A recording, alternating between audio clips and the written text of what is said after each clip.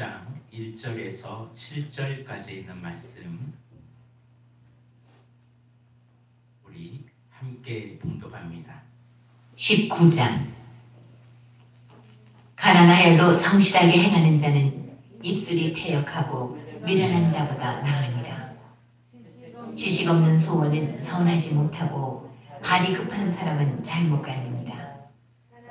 사람이 미련함으로 자기 길을 굽게 하고 마음으로 여호와를 원망하느니라.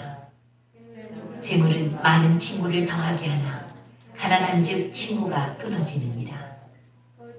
거짓 증인은 벌을 면하지 못할 것이요 거짓말을 하는 자도 피하지 못하리라. 너그러운 사람에게는 은혜를 구하는 자가 많고 선물 주기를 좋아하는 자에게는 사람마다 친구가 되느니라. 가난한 자는 그의 형제들에게도 미움을 받거든 하물며 친구야 그를 멀리하지 아니하겠느냐. 따라가며 말하려 할지라도 그들이 없어졌으리라.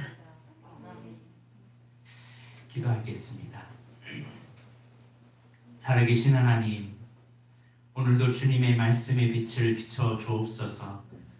우리의 어두운 마음에 주님의 밝은 명을 허락하여 주셔서 명철이 깨달아지게 하여 주옵시고 주님의 지혜가 있게 하여 주셔서 여호와를 경외하는 자가 되게 하여 주옵소서. 하나님 앞에 바른 믿음으로 일어나게 하여 주옵시고 우리의 삶이 어둠에서 밝은 빛으로 아버지는 절망에서 기쁨의 잔치로 나아가는 저희들의 삶이 되게 하여 주옵소서. 이 어둠의 시기에 믿음의 자녀들이 빛의 자녀로 일어나게 하여 주옵시고 하나님의 거룩하심을 나타내는 거룩한 믿음의 자녀들 되게 하여 주옵소서. 세대의 혼란한 세대 가운데 하나님의 거룩한 임재가 있게 하여 주셔서 악함이 다 깨어지고 부서지게 하여 주옵시고 아버지는 모든 어둠의 역사가 다 드러나게 하여 주셔서 그동안에 아버지는 잘못된 길을 걸어갔던 사람들이 깨닫고 돌아오게 하여 주옵시고 주님을 몰랐던 사람들이 주님 앞에 돌아오는 놀라운 역사가 있게 하여 주옵소서. 오늘도 주님의 말씀을 우리가 받습니다. 성령님 함께하여 주옵시고 이 말씀을 통하여 변화된 인생 되게 하여 주옵소서.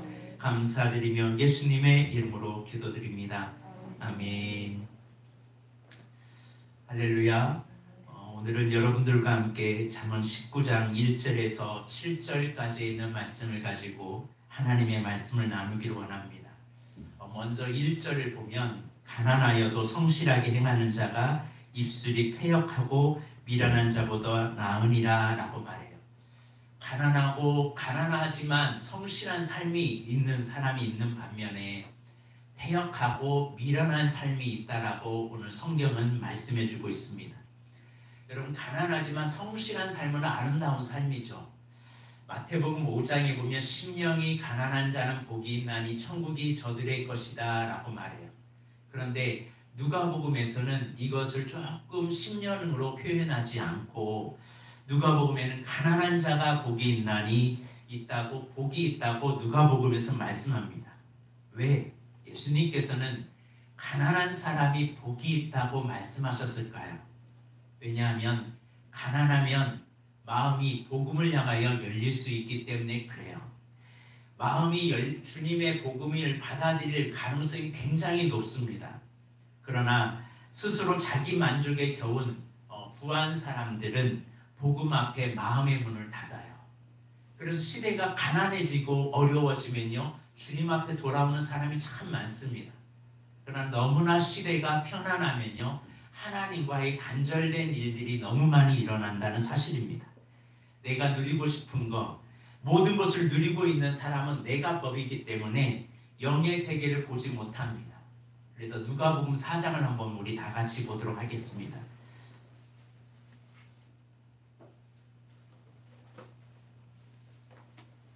누가복음 4장을 보면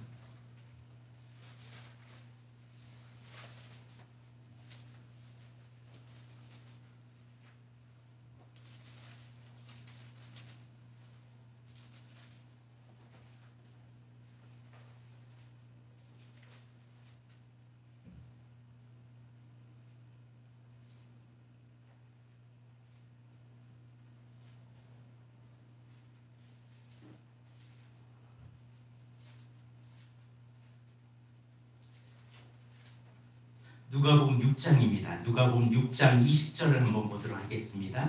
6장 20절. 누가복음 6장 20절.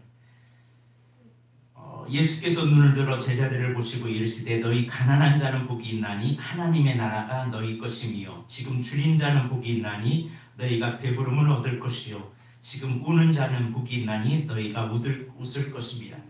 가난하기 때문에 슬퍼하기 때문에 지금 줄이기 때문에 영예의 세계가 열릴 수 있는 확률이 높아요. 그러나 22절을 보면 인자로 말미암아 사람들이 너희를 미워하고 멀리하고 욕하고 너희 이름을 악하다 하여 버릴 때에는 너희에게 복이 있다. 주님 때문에 어려움 당하는 사람 다 복이 있다고 그래요. 그런데 24절에 화 있는 사람이 있대요. 그 사람이 어떤 사람이냐? 너희 부유한 자여라고 말해요. 부유하기 때문에 너희는 이 땅에서 위로를 이미 받았다. 화 있을진저 너희 집 배부르지 너희는 줄이리로다. 영의 세계가 열리질 않는다는 거죠. 오히려 가난한 사람에게 복이 있다는 말씀의 까닭은 그 가난이 오히려 영적인 눈을 뜨게 만듭니다. 하나님과 더 가까이 가게 만들어요. 지금 슬픔과 지금 고통이 지금 핍박이 오히려 주님과 더 가까이 친밀해지는 계기가 된다는 사실입니다. 그러므로 우리는 나 중심으로 마음을 기울이며 살아가고 부를 위해서 막 살아가면 다른 사람을 향하여 수단방법 가리지 않고 내 부를 채우려고 하다 보면 지금은 이 땅에서 좋을지 몰라도 하나님 앞에 가는 순간에 정말 심각한 문제를 가져온다는 사실입니다. 오늘 본문 다시 잠언 19장을 다시 보면 입술이 패역한 자라고 말하고 있어요. 여기서 입술이 패역한 자를 공동 번역에서는 뭐라고 했냐면 좀 신기하게 표현을 했어요. 더럽게 재산을 모은 사람을 패역한 자라고 그래요. 우리 마음속에 내 마음이 더러운 게 뭐냐면 깨끗하게 비워져야 할 부분에 더러운 것이 채워져 있는 겁니다. 그 마음은 없어야 되는데 그것이 다른 공간으로 채워지기 시작하는 거예요. 결국 입술이 패역하고 미련하다는 말은 더럽게 재산 모은 사람이란 말이지만 쉽게 말하면 폭력적인 말, 강사한 말로 자기 입속을 채우는 사람을 패역한 자라고 말해요. 한마디로 내 안에 간사한 마음이 내 안에 없어야 되는데 간사함으로 다른 사람을 나의 이득을 위해서 다른 사람의 것을 취하려고 하는 사람을 성경은 입술이 패역한 자라고 그런 사람을 미련한 자라고 말씀합니다. 자, 그러면 또 미련한 사람이 어떤 사람이냐? 2절을 보겠습니다. 시작. 지식이 없는 소원은 선하지 못하고 발이 급한 사람은 잘못 가느니라. 여기서 소원을 다른 말로 하면 열정으로 바꿀 수 있습니다. 지식이 없는 열정, 지식이 없는 충동적인 행동, 이런 것들은 선하지 못하다라는 겁니다. 이 세상에는 열정 있는 사람 참 많아요. 그런데 방향이 잘못된 열정이나 잘못된 방향으로 가는 열정은 자기도 피해를 입지만 그 열정 때문에 다른 사람이 피해를 참 많이 입습니다. 그래서 열정이라고 하는 것, 좋은 소원은 절제력과 분별력을 가지고 살아가야 되는데 이게 잘못되면 주변 사람을 고통 가운데 만들게 되더라는 사실입니다. 그러므로 나의 의지, 나의 뜻, 이것보다 하나님의 뜻에 나를 조율하지 않으면 어느 순간에 우리는 잘못된 방향을 향해 나아갑니다. 아무리 기타가 좋아도 조율되지 않는 기타는 그는 자체가 불협화음이 나죠. 치면 오히려 소리가 듣기 싫은 음이 나옵니다. 마찬가지로 우리가 아무리 좋은 뜻이라도 하나님의 뜻에 조율되지 않으면 아무리 내가 좋은 열정이라도 하나님의 뜻에 조율되지 않으면 그 소원 자체는 미련한 소원이 된다는 사실입니다.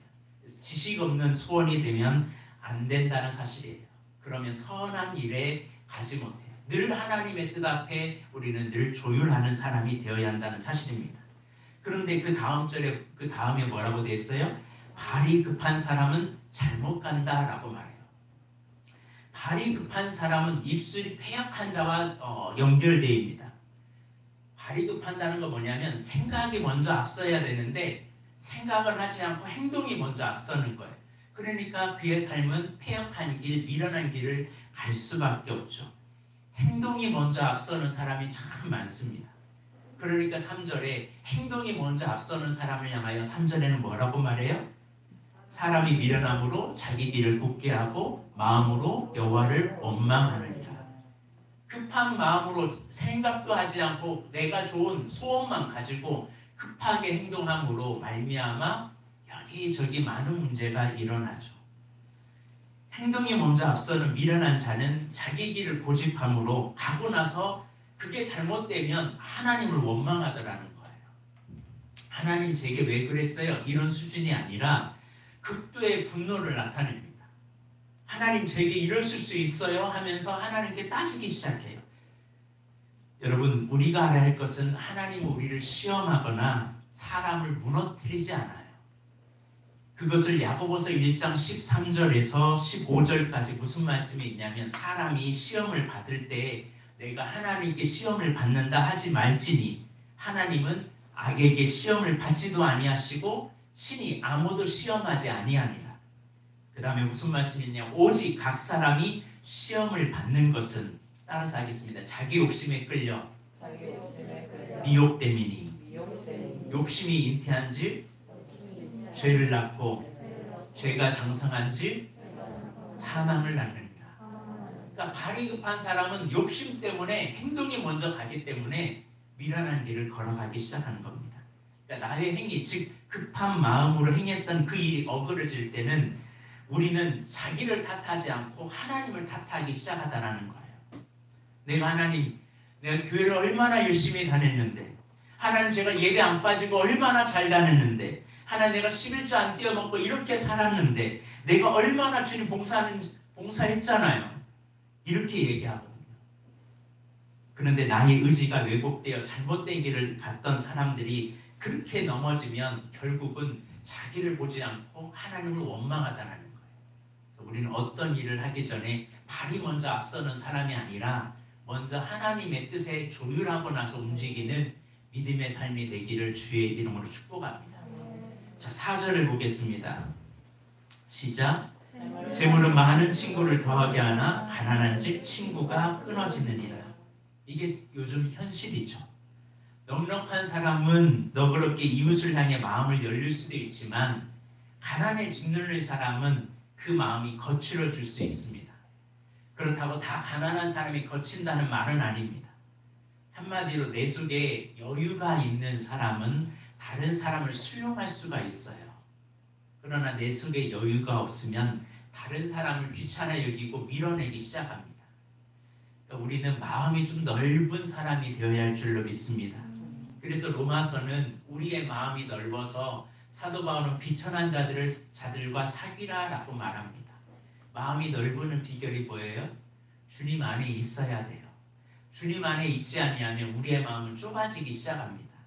이것을 성도들에게 요구해. 비천한 자들과 함께하라. 다시 말하면 누구도 아무도 벗이 되려고 하지 않는 사람에게 그가 다가가서 그의 벗이 되어주라라 라고 주님은 말씀하고 계십니다. 그러나 재물은 많은 친구를 더하게 하나 가난한 즉 친구가 끊어진다. 가난하니까요. 늘 자기의 삶이 늘 급하니까 늘 좁아져요. 그러나 물질이 많으면 넉넉해지거든요. 우리의 삶은 좀 넉넉하고 후덕한 인생이 되길 바랍니다. 근데 어떤 사람은요, 부자가 돼도요 넉넉하지 못하고요 내 거 하는 아주 좁은 사람이 있어요. 그러나 어떤 사람은 가난한데도 마음이 참 넓은 사람이 있어요. 오늘 저와 여러분은 마음이 넓어서 누구든 품어주고 비천한 자와 늘 함께하는 믿음의 자녀가 되시길 바랍니다. 자, 5절을 보겠습니다. 거짓 증인은 벌을 면하지 못할 것이요 거짓말을 하는 자는 피하지 못하리라. 한마디로 위증은 남에게 손해를 입히죠. 그런데 결국은 위증을 했던 사람들, 그 사람들은 남에게 손해를 입히지만 결국은 그것이 부메랑이 돼서 자기에게 어느 때 돌아온다는 말입니다. 스스로 자기를 해칠 수밖에 없다는 거예요. 그래서 여러분, 거짓말이 이렇게 무서워요. 거짓말은요 부메랑이 되어 우리가 그 거짓말이 메어버리거든요. 내가 누군가를 속이기 위해 거짓말을 해요. 그러면 거짓말 하나가요 10가지의 그 많은 거짓말을 만들어냅니다. 거짓말을 만들어내면 자기의 삶이 부자유하게 될 수밖에 없거든요. 왜냐하면 그 부자유한 것을 만들려면 엄청난 어려운 그물들을 많이 만들어내야 되니까. 그런데 그 많은 그물들 앞에 나중에 자기가 걸려서 넘어진다는 말입니다. 즉 수많은 거짓말이 자신을 오히려 부자유하게 만든다는 사실이기에 우리는 위증도 하지 말고 거짓 증인이 되어서도 안 되고 늘 거짓말하는 자가 되어서는 안 될 줄로 믿습니다. 그것이 오히려 우리를 막고 있는 우리의 삶을 부자유하게 하고 우리의 삶을 묶어버리는 죄의 불레에 빠질 수밖에 없다는 사실입니다. 자, 6절을 보겠습니다. 시작. 너그러운 사람에게 은혜를 구하는 자가 많고 선물 주기를 좋아하는 자에게는 사람마다 친구가 되느니라. 저는 여러분의 삶이 이 6절의 삶이 되기를 주의 이름으로 축복합니다. 너그러운 사람에게는 은혜를 구하는 자가 많다. 여기서 은혜를 구한다라는 말은 얼굴을 쓰다듬다라는 원어를 가지고 있습니다. 이 말은 그 사람의 비유를 맞춘다라는 거예요. 너그러운 사람의 비유를 맞추기 시작한다는 거예요. 또 선물을 좋아하는 사람에게는 친구가 사람마다 친구가 된다라고 말해요. 여기서 선물 주기를 좋아하라라는 뜻도 있지만 이 선물이라는 한자어를 보면 반찬선, 만물물을 쓰거든요. 그러니까요, 여러분 반찬 많이 만들어줘도요, 반찬 많이 만들어지면 누가 많이 생긴다고요? 네, 친구가 많이 생긴대요. 여기서 반찬은요, 고기하고 관련되어 있어요. 고기 이런 반찬들 많이 만들어주면 사람을 얻어요. 그래서 여러분 주변에 여러분의 친한 친구가 되기 원한다면 반찬을 많이 나누시길 바랍니다. 그러면 친구들이 많이 생긴답니다. 그게 우리의 믿음의 사람의 모습이죠. 믿음의 사람은 언제나 내가 너그러워지면 사람들이 나에게 맞춰요. 나에게 다가와요. 내가 나누어지기를 좋아하면요 사람들이 나와 함께해요.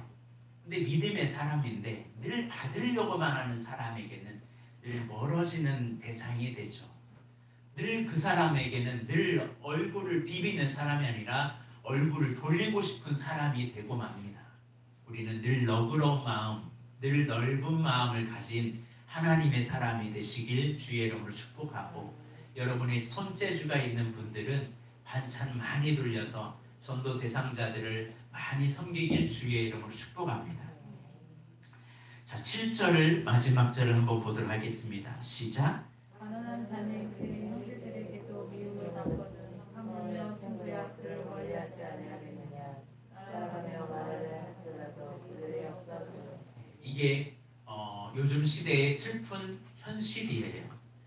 사람과의 관계에서 나의 무거운 짐을 한 번, 두 번은 사람이 져주지만 계속 무거운 것을 이야기하고 나 좀 도와줘, 나 좀 도와줘, 나 좀 도와줘 라고 말하는 사람이 있으면 좋은 친구들도 점점 거리를 둔다는 사실입니다. 사람은요 사실은 점점 나를 도와달라고 계속 하면요 가족들도요 좀 하고 멀어지려고 하잖아요. 그래서 우리는 도움을 주는 사람이 되고 도움을 주는 사람이 되어야 됩니다. 그러므로 누군가에게 계속 짐을 져주려고 하면요 관계가 깨진다는 말이에요. 그러나 하나님은 반대예요. 수고하고 무거운 짐진 자들아 다 내게로 오라. 사람들은 짐 나에게 가지고 오면 그것 좀 가지고 오지 마. 나 부담스러워. 나 너와 관계하지 않을래 라고 하지만 하나님과의 관계에서는 우리의 수고하고 무거운 짐 다 가지고 오라. 그러면 관계가 열린다는 거예요. 여러분, 그러므로 우리는 늘 사람에게 짐을 자꾸 지려고 하지 말고 그 모든 문제 하나님 앞에 가지고 나아가서 하나님과 문제를 해결하길 주의 이름으로 축복합니다. 그러나 우리는 세상은 이렇지만 우리 믿음의 사람은 하나님을 닮은 사람 아니겠습니까? 할 수 있는 대로 우리 주변에 무거운 짐을 지고 있는 사람들의 그 짐을, 그의 삶을 배제하지 말고 얼마나 어려울까 하고 그를 공감해주고 경청해주고 그를 도와주는 우리의 모습이 되었으면 합니다. 그래서 사도 바울은 너희 짐을 서로 나눠지라라는 말씀을 나눴습니다. 전 우리 교회가 좀 성장하면 이렇게 베푸는 교회가 되었으면 좋겠습니다. 사랑의 희망의 우체통이라는 운동이 요즘 참 아름답게 진행되는 교회들이 있어요. 저도 우리 교회가 좀 성장하면 그걸 좀 하고 싶어요. 정말 도움이 필요한 분은 언제든지 여기 희망의 우체통에 사연을 넣어주세요. 편지를 넣어주면 비밀을 보장해주고 그 사람이 필요한 것을 누구에게 말하지 않고 익명으로 그를 도와줄 수 있는 교회. 멋진 교회 아닐까요? 누군가 쌀이 떨어졌어요. 누군가 정말 힘든 일이 있어요. 그러면 교회가 그 사람을 남모르게 도와주는 교회. 그런 교회가 되면 얼마나 아름다울까. 돈이 필요하면 돈도 주고 교회가 그런 일을 한다면 이 지역과 이 사회에 점점 선한 영향력을 주지 않을까 생각이 됩니다. 근데 이런 일을 할 때 많은 분들이 아니 목사님 그러면 아무나 그걸 하면 어떻게 해요? 그렇지만 실제로 이것을 해본 교회들을 보면 이것을 해봤을 때 정말 아무나 돈 달라는 게 아니라 정말 필요한 사람이 그걸 찾더라는 거예요. 그리고 그걸 찾았던 사람들이 오히려 자신의 문제가 해결될 때 더 좋은 사람 도와주라고 좋은 선악 영향력을 끼치고 있다는 사실입니다. 저는 이번 주에 이제 광고가 나갈 텐데 이번 부활주일 때 우리는 이 땅에 부활하신 그 주님을 나타내기 위해서 여러분 우리 주변에 정말 사회복지 체제에서 도움을 못 받는 분들, 사회복지에도 도움을 못 받고 어려움 당하는 분이 여러분 주변에 있다면 좀 찾아주시길 바랍니다. 그래서 교회가 그런 사람을 도울 수 있는 교회가 되었으면 합니다. 이것이 바로 주님이 기뻐하는 모습이 아닐까. 가난한 자와 함께하고 연약한 자와 함께하고 누구도 다가가지 않는 사람, 누구도 짐을 지려고 하지 않을 때 우리가 그들의 짐을 져줄 수 있는 교회, 그리고 우리 성도가 된다면 하나님이 얼마나 아름다운 교회가 될까 생각이 됩니다. 시대는 점점 나만 아는 시대가 됩니다. 그래서 폐역하고 미련한 자가 넘치는 시대입니다. 오히려 자기를 이용하고 남을 가증해서 자기의 배만 채우려고 자기의 부함만 드러내려고 하는 이 시대. 그러나 우리는 마음이 가난한 자가 되어서 심령이 가난한 자가 되어서 늘 주님의 가슴을 가지고 이 땅을 바라보면서 살아가는 우리 비전중앙의 모든 성도들 그리고 여기에 있는 여러분이 되길 주님의 이름으로 축복합니다. 그래서 이 길을 걸어가서 정말 아름다운 세상은 다른 누가 아니라 나부터 시작될 때 아름다운 세상이 시작된다는 것을 잊지 않았으면 좋겠습니다. 우리 교회여 일어나라.